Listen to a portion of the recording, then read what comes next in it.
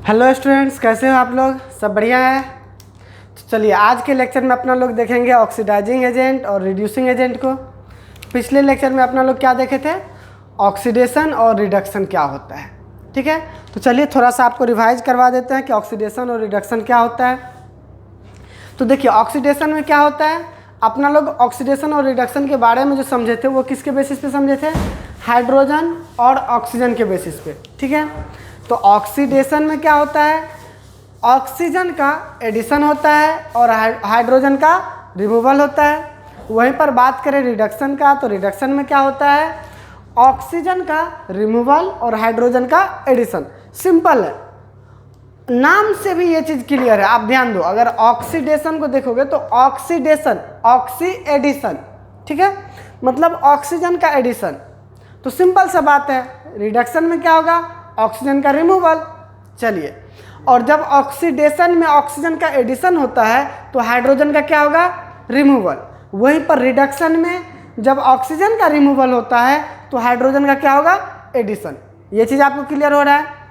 तो चलिए आज अपना लोग देखते हैं उससे थोड़ा सा आगे ऑक्सीडाइजिंग एजेंट और रिड्यूसिंग एजेंट को। ठीक है, तो चलिए ध्यान दीजिएगा, ऑक्सीडाइजिंग एजेंट क्या होता है? द सब्सटेंस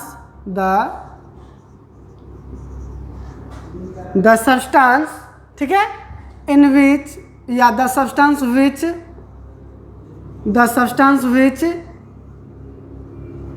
गिव्स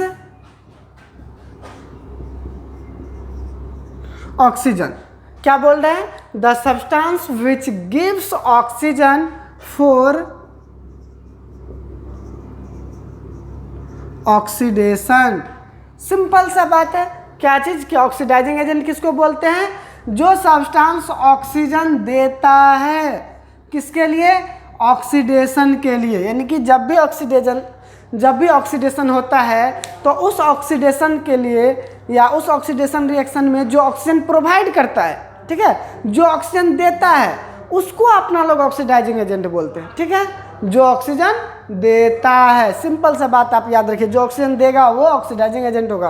क्या बोल रहे हैं? जो ऑक्सीजन देगा वो ऑक्सीडाइजिंग एजेंट होगा। और वहीं पर अपना लोग दूसरे टर्म में बात करें तो क्या बोलेंगे? द सब्सटेंस, क्या बोलेंगे? The substance which removes hydrogen, which removes hydrogen. क्या बोल रहे हैं? जो ऑक्सीजन देगा वो भी ऑक्सीडाइजिंग एजेंट होगा और जो हाइड्रोजन को रिमूव करेगा, विच रिमूव्स हाइड्रोजन, वो भी क्या होगा? ऑक्सीडाइजिंग एजेंट होगा। इज ऑल्सो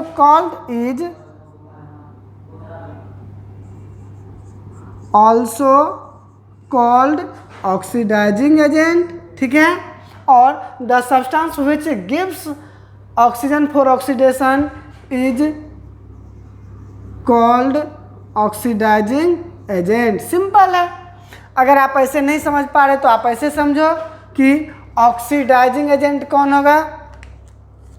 ऑक्सीडाइजिंग एजेंट कौन होगा? जो ऑक्सीडाइज अदर, जो क्या करेगा? दूसरे को ऑक्सीडाइज करेगा। ऑक्सीडाइजिंग एजेंट क्या करता है? दूसरे को ऑक्सीडाइज करता है। ठीक है, दूसरे को ऑक्सीडाइज करता है। दूसरे को ऑक्सीडाइज करने का मतलब हुआ दूसरे को ऑक्सीजन प्रोवाइड करना। दूसरे को ऑक्सीडाइज करने का मतलब क्या हुआ? दूसरे को ऑक्सीजन प्रोवाइड करना। और खुद क्या होगा? जब दूसरे को ऑक्सीडाइज करेगा तो खुद क्या होगा? रिड्यूस। खुद क्या होगा? Reduces itself. ठीक है, रिड्यूसेस इटसेल्फ। देखो आपको ऐसे नहीं समझ आता, आप सिंपल सा एक एग्जांपल से समझो। एलआईसी एजेंट के बारे में तो आप जानते हो। एलआईसी एजेंट क्या होता है? जो दूसरे का एलआईसी करवाता है। एलआईसी एजेंट क्या होता है? जो दूसरे का एलआईसी करवाता है। उसी तरह ऑक्सीडाइजिंग एजेंट क्या होगा? कौन होगा ऑक्सीडाइजिंग एजेंट? जो दूसरे को ऑक्सीडाइज करेगा। सिंपल बात है। और रिड्यूसिंग एजेंट कौन करेगा? जो दूसरे को रिड्यूस करेगा। जो दूसरे को रिड्यूस करेगा, रिड्यूसेस अदर। क्या होगा? रिड्यूस अदर और ऑक्सीडाइज इट सेल्फ। ठीक है, रिड्यूसिंग एजेंट के बारे में बस आप इतना याद रखिए कि रिड्यूसिंग एजेंट क्या होता है, जो दूसरे को रिड्यूस करता है और खुद ऑक्सीडाइज होता है।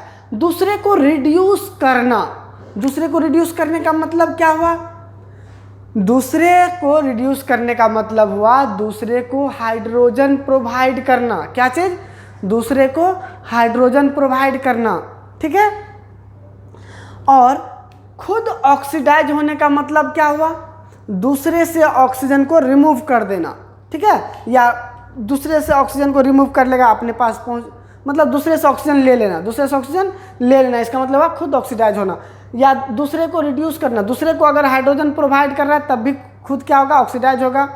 सिंपल है, आप इसको देख लीजिए। क्या बोलेंगे इसमें? The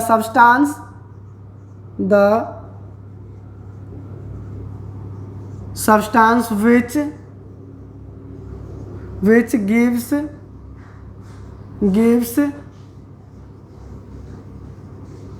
hydrogen. क्या बोले? The substance which gives hydrogen. ठीक है, which gives hydrogen for reduction is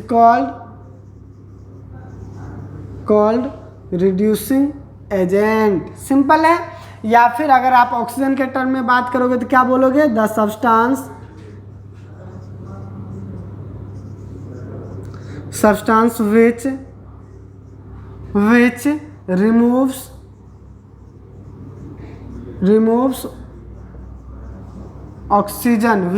oxygen is also called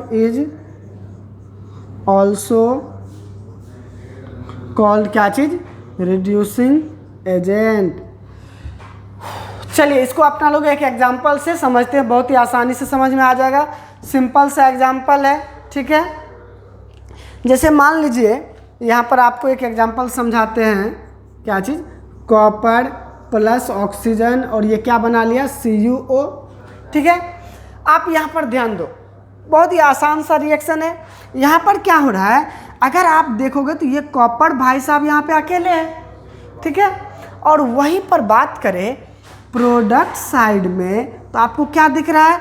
यहाँ पर अकेले है, लेकिन यहाँ से यहाँ पहुँचा तो कॉपर भाई साहब के पास कौन आ गया है? ऑक्सीजन। कौन आ गया है? ऑक्सीजन। तो आप यहाँ पे क्या देख रहे हो कि इस कॉपर के पास ऑक्सीजन आ गया है, तो मतलब इसको ऑक्सीजन मिला है। तो जब ऑक्सीजन मिला है तो कोई ना कोई तो देने वाला है ऑक्सीजन। तो ये ऑक्सीजन इसको कहाँ से मिल रहा है? इस O2 से। ठीक है, इस O2 से। तो आप ध्यान दो, आप डिफिनेशन पे आ जाओ। The substance which gives oxygen for oxidation is called oxidizing agent. ठीक है, तो यहाँ पर तो ऑक्सीडेशन हो रहा है। यहाँ पर क्या हो रहा है? ऑक्सीडेशन हो रहा है। क्यों? ऑक्सीजन का एडिशन हो रहा है, तो ऑक्सीडेशन तो हो रहा है। लेकिन इस ऑक्सीडेशन में ऑक्सीजन कौन प्रोवाइड कर रहा है? O2। ऑक्सीजन कौन प्रोवाइड कर रहा है? ये ऑक्सीजन। तो ये क्या कहलाएगा? ऑक्सीडाइजिंग एजेंट कहलाएगा। क्यों? क्योंकि जो ऑक्सीजन प्रोवाइड करता है दूसरे को, उसको क्या बोलते हैं? Oxidising agent. सिंपल है। चलिए एक दूसरा और रिएक्शन से अपना लोग इस बात को समझते हैं। ठीक है, दूसरा रिएक्शन है, जैसे मान लीजिए कौन सा रिएक्शन ले लें।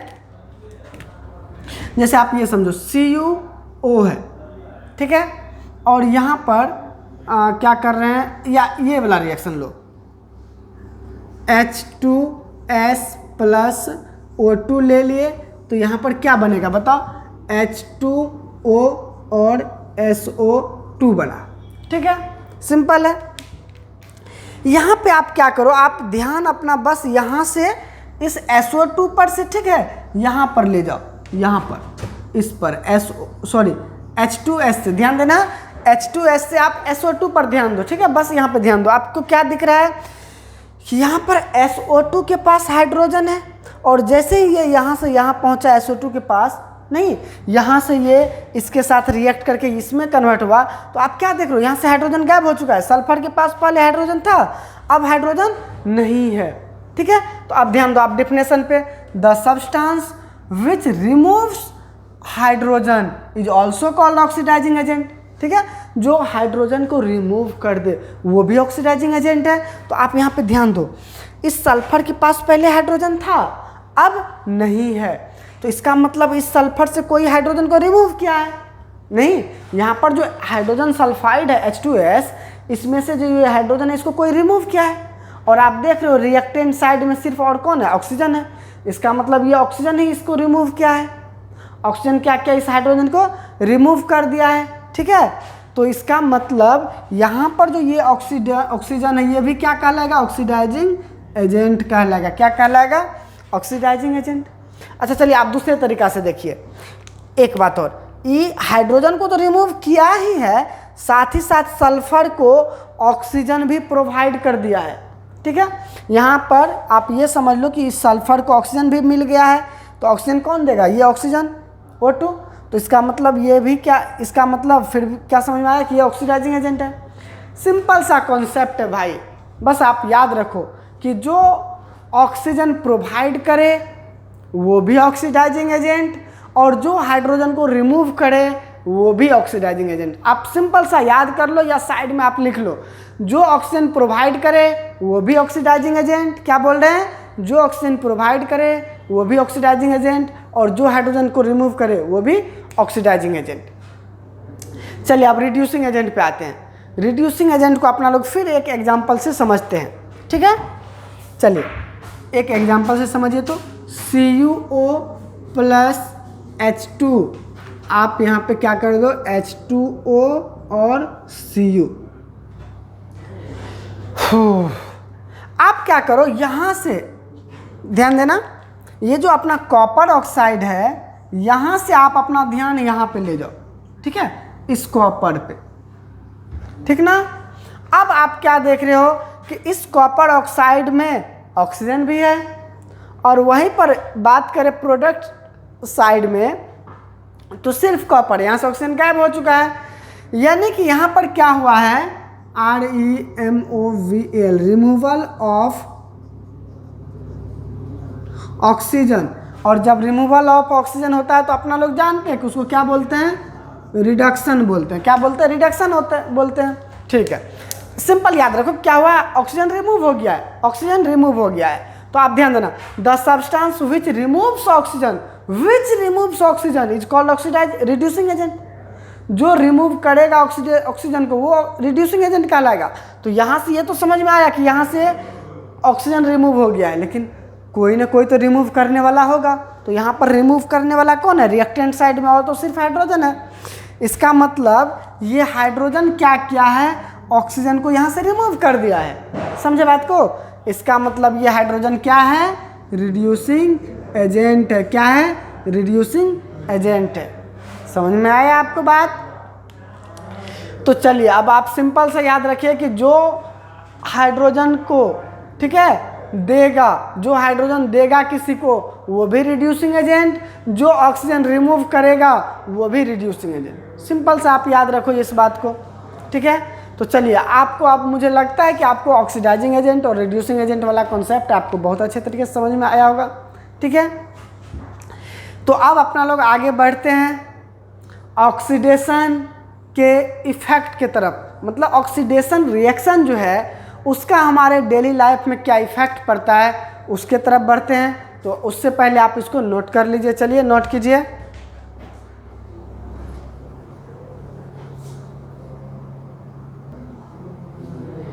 चलिए तो अब आप लोग ध्यान दीजिए क्रोजन एंड रेंसिडिटी पे, ठीक है। तो ध्यान दीजिए, क्रोजन हो या फिर रेंसिडिटी हो, ये कुछ नहीं, सिंपल सा ये ऑक्सीडेशन रिएक्शन का इफेक्ट है, ठीक है। ये भी एक तरह का ऑक्सीडेशन रिएक्शन ही है। तो आप एक बात बताओ, ऑक्सीडेशन रिएक्शन में आप क्या देख रहे हो कि ऑक्सीजन का एडिशन होता है, ठीक है, और हाइड्रोजन का रिमूवल होता है, ठीक है। तो सिंपल सा ये ऑक्सीडेशन रिएक्शन क्या है, ऑक्सीजन का एडिशन और हाइड्रोजन का रिमूवल। अच्छा, आप कंबसन रिएक्शन को आप किस तरह से देखते हो? कंबसन रिएक्शन भी एक तरह का क्या ऑक्सीडेशन रिएक्शन है। उसमें भी क्या होता है, कंबसन क्या है, बर्निंग ऑफ एनी सब्सटेंस, ठीक है। कंबसन क्या है, बर्निंग ऑफ एनी सब्सटेंस, लेकिन in the presence of oxygen, oxygen के प्रेजेंस में। तो यहाँ पर क्या हो रहा है, ऑक्सीजन के प्रेजेंस में हो रहा है कौन सी, बर्निंग किसी सब्सटेंस का, तो वो कंबशन रिएक्शन। तो ऑक्सीजन का जरूरत जहाँ जहाँ भी पड़ेगा, ठीक है, वो सारा रिएक्शन ऑक्सीडेशन में आएगा।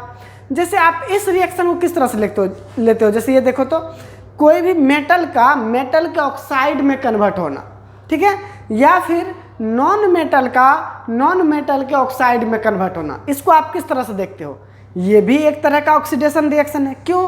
क्योंकि मेटल के ऑक्साइड में कन्वर्ट होना क्या होता है, ऑक्सीजन के प्रेजेंस में होता है, यानी कि मेटल क्या होता है, ऑक्सीजन से रिएक्ट करता है तब जाके मेटल के ऑक्साइड में कन्वर्ट होता है। जैसे अगर बात करें पोटासियम का, तो वो ऑक्सीजन से रिएक्ट करके पोटासियम का ऑक्साइड बनाएगा, नहीं, ऑक्सीजन से रिएक्ट करके सोडियम का ऑक्साइड बनाएगा। सिमिलरली आयरन भी ऑक्सीजन से रिएक्ट करेगा तो आयरन का ऑक्साइड बनेगा, ठीक है। तो आप क्या देख रहे हो कि ये ऑक्सीडेशन रिएक्शन क्या हो रहा है, ऑक्सीजन का एडिशन हो रहा है। अब ध्यान देना, क्रोजन और रेंसिडिटी को थोड़ा सा समझते हैं। तो क्रोजन क्या है, ये एक डैमेजिंग इफेक्ट है ऑक्सीडेशन रिएक्शन का। इसमें होता है क्या है कि मेटल जो होता है वो डैमेज होता है, मेटल क्या होता है, डैमेज होता है, किसके द्वारा, तो क्रोजन का बात कर रहे हैं। क्रोजन क्या होता है, मेटल का डैमेजिंग, मेटल क्या होता है, डैमेज होता है। तो ध्यान देना कैसे डैमेज होता है, तो ये एयर में जो ऑक्सीजन है उसके साथ रिएक्ट होता है तब भी डैमेज होता है, या फिर कुछ केमिकल है जैसे कि एसिड के साथ रिएक्ट होता है तब भी डैमेज होता है, ठीक है, या फिर मॉइस्चर है, इन सब के साथ अगर मेटल का रिएक्शन होता है तो वो क्या होता है, डैमेज हो जाता है। उसी तरह बात करें रेंसिडिटी का, तो ये क्या है, ये डैमेजिंग इफेक्ट है फूड का। अगर फूड डैमेज होता है तो उसको अपना लोग रेंसिडिटी नाम देते हैं। मतलब जब फूड का ऑक्सीडेशन होता है तो उसको रेंसिडिटी बोलते हैं। क्या बोलते हैं, जब फूड का ऑक्सीडेशन होता है तो उसको रेंसिडिटी बोलते हैं, और जब मेटल का ऑक्सीडेशन होता है तो उसको क्रोजन बोलते हैं। तो आप ध्यान दीजिएगा, रेंसिड फूड का मतलब हुआ, यानी कि फूड का ऑक्सीडेशन का मतलब क्या हुआ, फूड का खराब हो जाना, मतलब इसका स्मेल चेंज हो जाना, ठीक है, इसका टेस्ट चेंज हो जाना, ये सब अगर होता है तो ये सब क्या बोलते हैं, किसके अंदर आता है, रेंसिडिटी के अंदर, ठीक है। तो आप सिंपल समझो कि हमारे पास जो ऑक्सीडेशन रिएक्शन है उसका दो ही कॉमन इफेक्ट है, पहला है क्रोजन और दूसरा है रेंसिडिटी, यानी कि एक है मेटल का क्रोजन, दूसरा है फूड का रेंसिडिटी ऑफ फूड, ठीक है। तो चलिए अपना लोग अब देखते हैं क्रोजन ऑफ मेटल पहले, और फिर देखेंगे रेंसिडिटी ऑफ फूड। तो आप इसको नोट कीजिए और फिर अपना लोग क्रोजन को देखते हैं। चलिए नोट कीजिए इसे।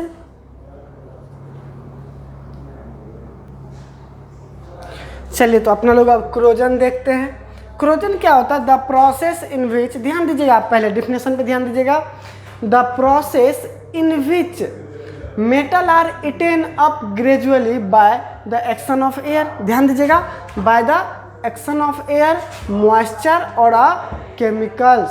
क्या बोल रहा है कि क्रोजन एक प्रोसेस है जिसमें क्या होता है कि मेटल जो होता है खाया जाता है, ठीक है, जिसमें मेटल क्या होता है, खाया जाता है धीरे धीरे, किसके द्वारा, एयर के द्वारा, मॉइस्चर के द्वारा, या फिर केमिकल के द्वारा, ठीक है। तो आप सिंपल सा समझिए कि क्रोजन में क्या होता है, मेटल धीरे धीरे मेटल खराब होता है एयर, मॉइस्चर और केमिकल के द्वारा। जैसे आप अगर आयरन का एग्जांपल ले, तो आयरन के सरफेस, जैसे मान लीजिए आयरन है, तो क्या होगा, इसके सरफेस पे एयर के द्वारा क्या होगा, एयर और मॉइस्चर के द्वारा, वाटर के द्वारा, यानी कि मॉइस्ट एयर के द्वारा इसके साथ आयरन पे, आयरन का जैसे मान लीजिए रॉड है तो इस पर रिएक्ट होगा, एक्शन होगा, और ये क्या होगा, इस पर एक लेयर बनेगा आयरन के ऑक्साइड का, और वो लेयर जो होता है बहुत ही कमज़ोर होता है, जैसे इस पर चोट करिएगा तो वो लेयर हट जाएगा, फिर से इस पर मॉइस्ट एयर के द्वारा रिएक्शन होगा, और फिर से वो लेयर जाके इस पर बनेगा, और फिर आप चोट कीजिएगा वो हट जाएगा, जिस वजह से ये आयरन का जो ये रॉड है धीरे धीरे पतला हो जाता है। उसको चलिए आप अपना लोग एक रिएक्शन से देखते हैं। जैसे मान लीजिए आयरन रहा और ऑक्सीजन और वाटर, ठीक है, ऑक्सीजन और वाटर, इन दोनों को एक साथ अपना लोग क्या बोलते हैं, मॉइस्ट एयर। क्या बोलते हैं, मॉइस्ट एयर। तो आयरन का जब इस मॉइस्ट एयर के साथ क्या होता है, रिएक्शन होता है, क्या होता है, रिएक्शन होता है, तो क्या बनता है, Fe2O3 डॉट XH2O। ठीक है, यहाँ पे आप समझ लो कि ये कितना है, X है। ठीक है, तो ये बना और इसी को अपना लोग क्या नाम दे देते हैं, इसी को अपना लोग नाम दे देते हैं रस्ट। क्या नाम दे देते हैं, रस्ट। ठीक है, और इस प्रोसेस को अपना लोग रस्टिंग ऑफ आयरन बोलते हैं। क्या बोलते हैं इस प्रोसेस को, रस्टिंग ऑफ आयरन। ठीक है, और ध्यान देना इसमें क्या हुआ है कि आयरन मॉइस्ट एयर के साथ रिएक्ट किया है और जाके ये बनाया है। ध्यान देना, इसको अपना लोग और क्या नाम से बोलेंगे, आयरन का ऑक्साइड है ना, तो फेरिक ऑक्साइड इसको बोलेंगे। क्या बोलेंगे, फेरिक ऑक्साइड। आप इस बात को भी ध्यान देना कि आयरन का जो होता है 2 वैलेंसी होता है, एक होता है Fe पर 2 प्लस और एक होता है Fe पर 3 प्लस। इसको बोलते हैं फेरस और इसको बोलते हैं फेरिक। तो आप यहाँ पर देखो आयरन जो है +3 के रूप में है। आयरन यहाँ पे कौन सा है, ये वाला आयरन यहाँ पे यूज किया गया है, तो इसको क्या बोलेंगे, फेरिक ऑक्साइड। क्या बोलेंगे, फेरिक ऑक्साइड। लेकिन आप यहाँ पे ध्यान दोगे तो इस फेरिक ऑक्साइड के साथ में वाटर भी है, तो इसको बोलेंगे क्या चीज़, HYDRATED, हाइड्रेटेड। ध्यान देना क्या बोल रहे हैं, हाइड्रेटेड फेरिक ऑक्साइड। क्या बोल रहे हैं, हाइड्रेटेड फेरिक ऑक्साइड। ठीक है, और इस हाइड्रेटेड फेरिक ऑक्साइड को ही अपना लोग रस्ट बोलते हैं। और इसका जो कलर होता है वो होता है क्या चीज़, रेडिश ब्राउन। क्या कलर होता है, रेडिश ब्राउन कलर होता है। अच्छा चलिए, इस रिएक्शन को अगर आप लोग को बैलेंस करने के लिए बोले तो आप लोग क्या कीजिएगा, ध्यान दीजिएगा पे, ये वाटर तो इधर बैलेंस ही है, बच गया यहाँ पे 2 ऑक्सीजन है, तो ध्यान दीजिएगा यहाँ पे 2 ऑक्सीजन है और यहाँ पर कितना ऑक्सीजन है, 3 ऑक्सीजन है। ठीक है, तो इसको आप कैसे बैलेंस करोगे बताओ, तो यहाँ पर आप क्या कर दो, 3/2 कर दो। ठीक है, तो ध्यान देना यहाँ पे क्या हो जाएगा, ध्यान देना एक बार, 3 दूनी 6, 6 का आधा 3, 3 2 जा 6 और 6 का हाफ कितना हो गया 3, तो यहाँ पर भी 3 ऑक्सीजन है, तो देखिए बैलेंस हो गया ये रिएक्शन। चलिए, तो आज के लेक्चर में अपना लोग क्या सीखे, ऑक्सीडाइजिंग एजेंट क्या होता है, रिड्यूसिंग एजेंट क्या होता है। ठीक है, उसके बाद देखें अपना लोग क्या चीज़, क्रोजन क्या होता है, रेंसिडिटी क्या होता है, फिर क्रोजन को अपना लोग डिटेल में समझे।